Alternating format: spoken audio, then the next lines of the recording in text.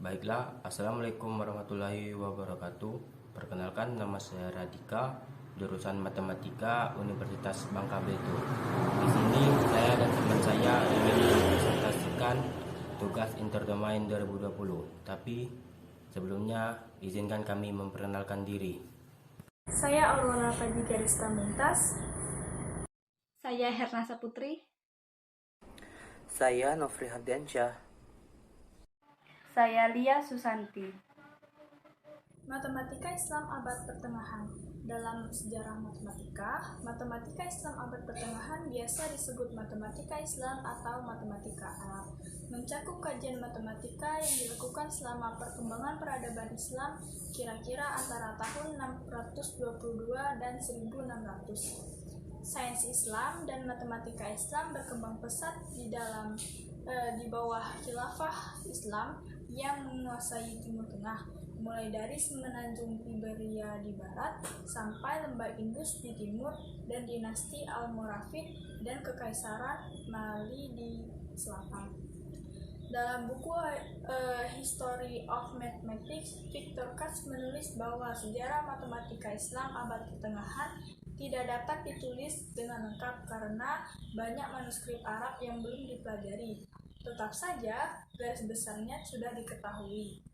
Matematikawan Islam mengembangkan sistem numeralia letak nilai desimal yang mencakup pecahan desimal, menyusun studi aljabar, dan mulai mempertimbangkan hubungan antara aljabar dan geometri, mempelajari dan memajukan teori geometri Yunani yang dicetuskan Euclides, Archimedes, dan Apollonius, dan membuat kemajuan besar dalam geometri bidang dan bola. Dunia berutang besar kepada para ilmuwan Arab karena melindungi dan mengirimkan karya klasik matematika Yunani. Mereka lebih banyak mengirimkan teks, tetapi mereka juga membuat kemajuan besar dalam bidang aljabar dan menunjukkan kejeniusannya karya mereka dalam bidang trigonometri. Matematikawan Islam memiliki pengaruh besar dalam perkembangan ilmu pengetahuan di Eropa dan memperkayanya dengan temuan mereka sendiri dan temuan yang diwariskan oleh bangsa Yunani, India, Suriah, Babilonia, dan lain-lain. Sejarah matematika Islam. Kontribusi terpenting matematikawan Islam adalah mengembangkan aljabar, yaitu menggabungkan material India dan Babilonia dengan geometri Yunani. Dalam aljabar, seorang matematikawan menggunakan simbol X, Y, atau Z sebagai pengganti angka untuk menyelesaikan persoalan matematika. Lalu, bangsa Yunani menemukan bilangan irasional, namun mereka tidak senang dan hanya mampu membedakan besaran dan bilangan. Dalam pandangan Yunani, besaran terus berubah dan dapat digunakan untuk beberapa hal seperti rentang garis, sedangkan bilangan bersifat diskrit.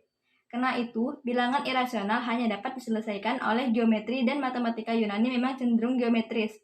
Sejumlah matematikawan Islam perlahan menghapus perbedaan antara besaran dan bilangan, sehingga memungkinkan jumlah irasional tampak seperti koefisien dalam persamaan dan solusi bagi persamaan aljabar.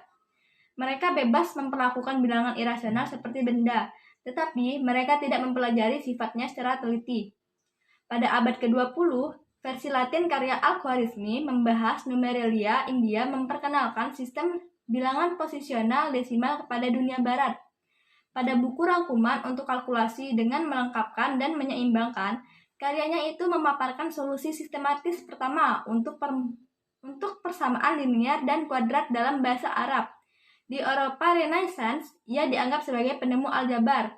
Meski sekarang sudah diketahui bahwa tulisannya didasarkan pada sumber-sumber India atau Yunani jauh lebih tua, ia merevisi geografi karya Ptolemeus dan menulis tentang astronomi dan astrologi. Lalu untuk induksi.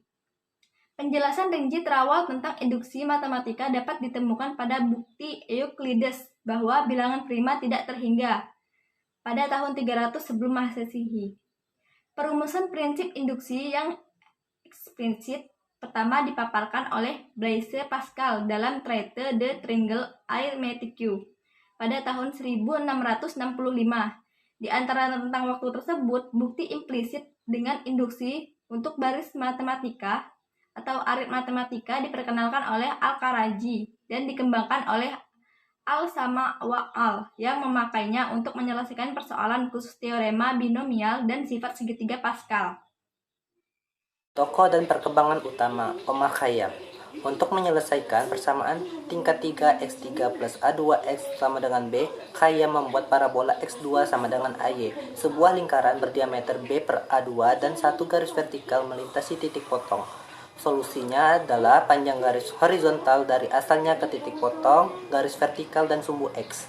Omar Khayyam menulis Treatise on Demonstration of Problem of Algebra yang mencantumkan solusi sistematis untuk persamaan tingkat 3 yang melampaui aljabar karya Khawarizmi.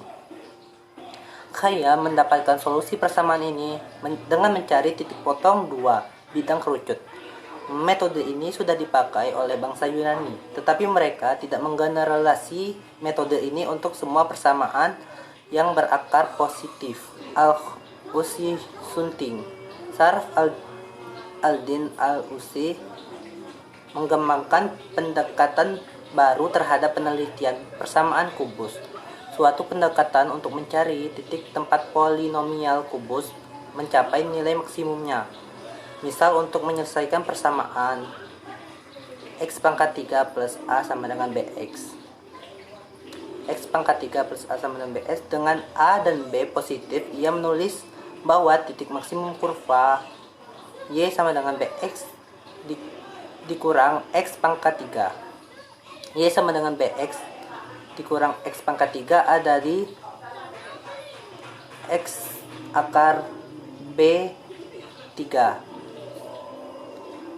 X akar B3 dan persamaan tersebut bisa tidak punya solusi, satu solusi atau dua solusi, tergantung apakah tinggi kurva pada titik tersebut kurang dari, sama dengan, atau lebih daripada.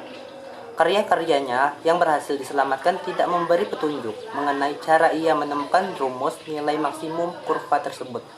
Berbagai konjektur telah dirumuskan untuk mengetahui bagaimana ia menemukan metode ini. Zaman kejayaan Islam. Periode dalam sejarah ketika dunia Arab berada di bawah kepemimpinan khalifah dan mengalami kejayaan dalam sains, ekonomi, dan budaya. Zaman kejayaan Islam yaitu terjadi pada tahun 750 Masehi sampai dengan 1258 Masehi adalah masa ketika para filsuf, ilmuwan, dan insinyur dari dunia Islam menghasilkan banyak kontribusi terhadap perkembangan teknologi dan kebudayaan, baik dengan menjaga tradisi yang telah ada ataupun dengan menambah penemuan-penemuan dan inovasi dari mereka sendiri. Penyebabnya antara lain, banyak dari perkembangan dan pembelajaran ini dapat dihubungkan dengan geografi. Bahkan sebelum kehadiran Islam, kota Mekah merupakan pusat perdagangan di Jazirah Arab, dan Nabi Muhammad SAW sendiri merupakan seorang pedagang. Tradisi ziarah ke Mekah menjadi pusat pertukaran gagasan dan barang. Pengaruh yang dipegang oleh para pedagang Muslim atas jalur perdagangan Afrika Arab dan Arab Asia sangat besar sekali. Akibatnya, peradaban Islam tumbuh, berkembang, dan meluas dengan berdasarkan pada ekonomi dagangannya. Berkebalikan dengan orang-orang Kristen, India, dan Tiongkok yang membangun masyarakat dengan berdasarkan kebangsawanan kepemilikan tanah pertanian. Pedagang membawa barang dagangan dan menyebarkan agama mereka ke Tiongkok, berujung pada banyaknya penduduk Islam di Tiongkok dengan perkiraan jumlah sekitar 37 juta orang, yang terutama merupakan etnis Uighur Turki yang wilayahnya dikuasai oleh Tiongkok, India, Asia Tenggara, dan kerajaan-kerajaan di Afrika Barat.